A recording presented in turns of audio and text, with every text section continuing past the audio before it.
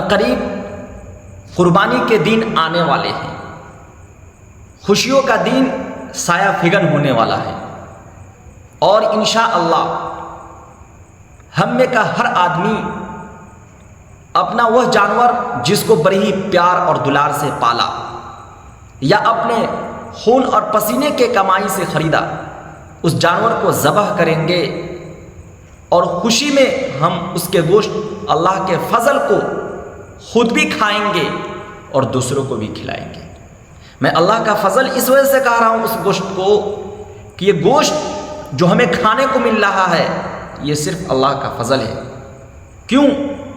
اس لیے کہ اس سے پہلی امتوں کے اوپر بھی قربانی فرض تھی، لیکن ان کو گوشت کھانے کی اجازت نہیں تھی۔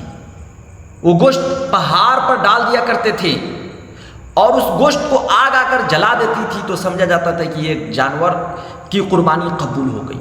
تو مین پوائنٹ کو دیکھنا ہے کہ ان کو کھانے کو نہیں ملتا تھا، لیکن اللہ کا کرم، اللہ کا فضل، اللہ کا انعام کہ ہمیں ثواب بھی مل رہا ہے اور کھانے کو بھی مل رہا ہے، تو اسی اللہ کے فضل کو ہم کھائیں گے۔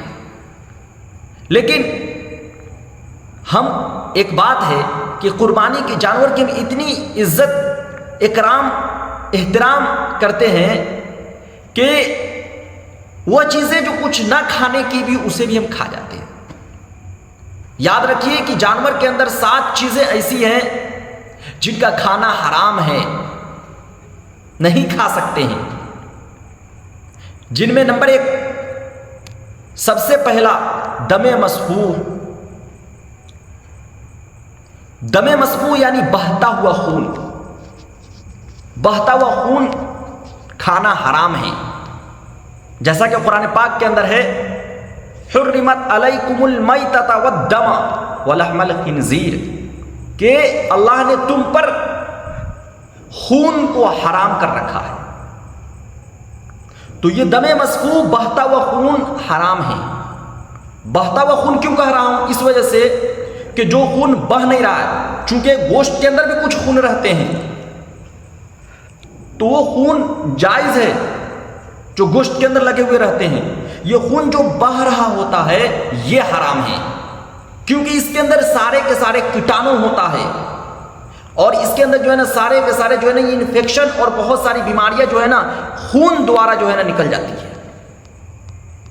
اسی وجہ سے شریعت نے کہا ہے کہ دم مسفوح حرام ہے۔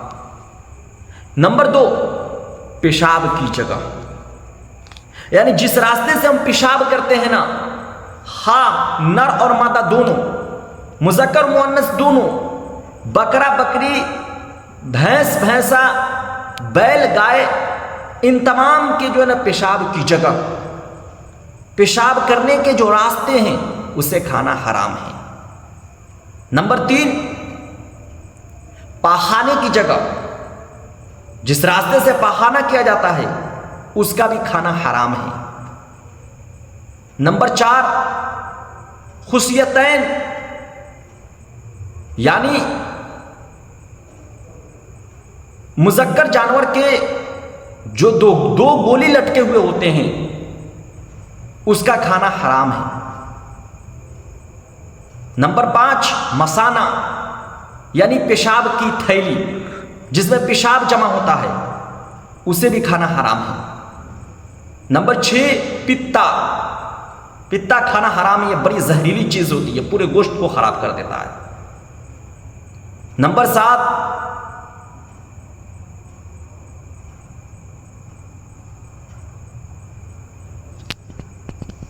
غدود، نمبر 7 پہ ہے غدود۔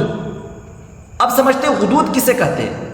غدود کہتے ہیں بسا اوقات جو ہے نا چمڑے اور گوشت کے بیچ کسی بیماری کی وجہ سے گوشت سخت ہو جاتا ہے، بجر ہو جاتا ہے، جس کو ہم اپنی زبان میں گلٹی کہتے ہیں، جو کہیں پہ بھی ہو سکتا ہے۔ یہ گلٹی جو ہوتا ہے یہ کھانا حرام ہے، لیکن یاد رکھیے اس کی وجہ سے قربانی نہ ہوگی ایسی کوئی بات نہیں ہے۔